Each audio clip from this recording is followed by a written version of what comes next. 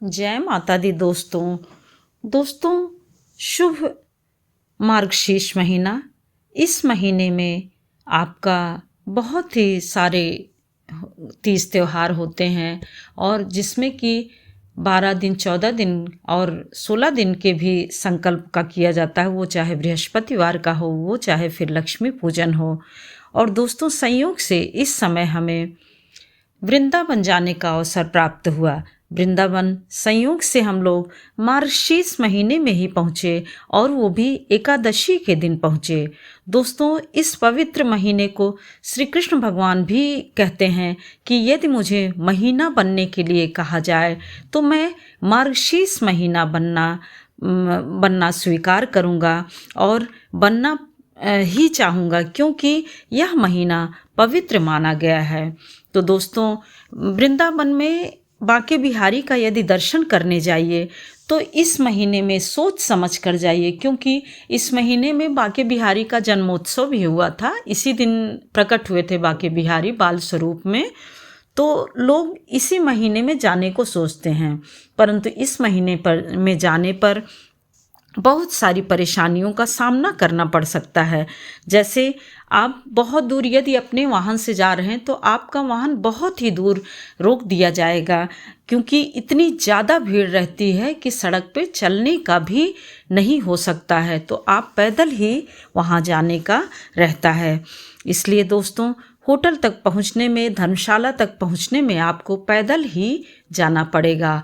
और यदि आप ऑटो रिक्शा करते हैं तो उसको भी तय करके उसका जो भी किराया भाड़ा हो वह तय कर लीजिए, क्योंकि इस माह में किराया भाड़ा भी अन्य दिनों की अपेक्षा, अन्य माह की अपेक्षा 2 गुना 3 गुना हो जाता है। कि जिनके पास साधन या संसाधन कम हैं या फिर किसी वजह से ज़्यादा पैसे नहीं खर्च कर सकते हैं, वह इस महीने में भूल कर भी ना जाएं, क्योंकि उन्हें बहुत ही परेशानी का सामना कर सकते हैं वो लोग। इसलिए अन्य महीनों में आप जाइए और बांके बिहारी के दर्शन करके आइए।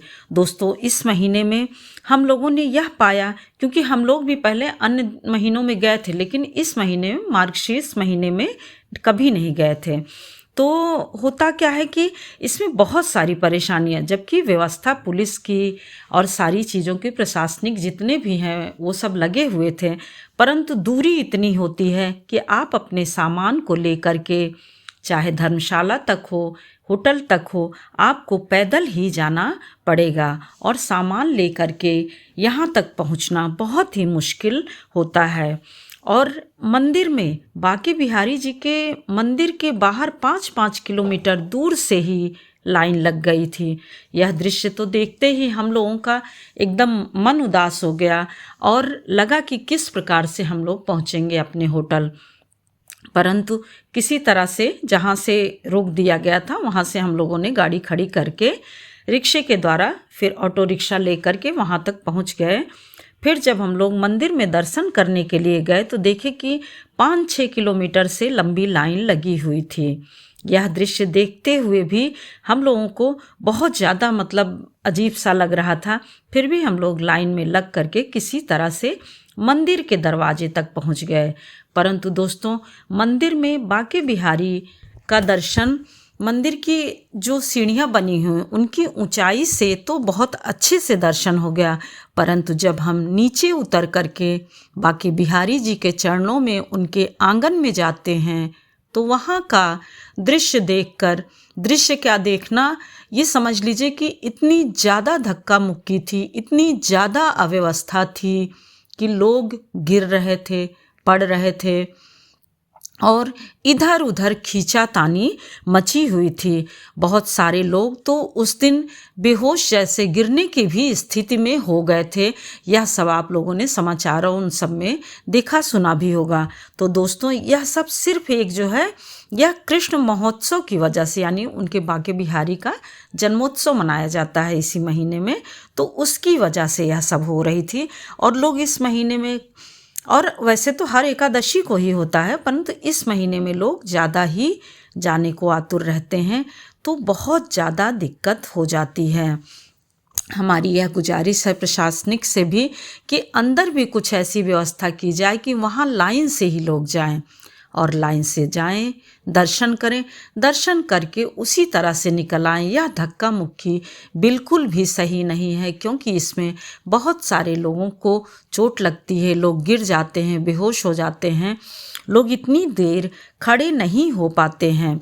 और सबसे बड़ी बात यह भी थी कि वहीं पे कुछ पुजारी और पंडा के द्वारा बगल के द्वार से कुछ लोग जा रहे थे, आराम से दर्शन करके वो लोग आ भी जा रहे थे। तो यह भी देखने में बड़ा अजीब लग रहा था, क्योंकि इस प्रकार से स्पेशल दर्शन करने वाले तो आराम से दर्शन कर लिए, लेकिन जो लोग वैसे आते हैं उनको बहुत ही मुसीबत का सामना करना पड़ता है।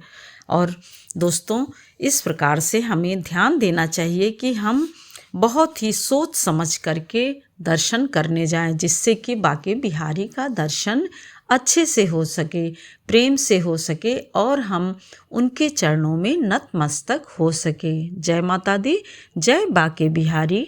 वीडियो को लाइक करिए, सब्सक्राइब करिए और एक नई जानकारी फिर लीजिए। और तब तक के लिए फिर मिलते हैं आपको। जय बांके बिहारी।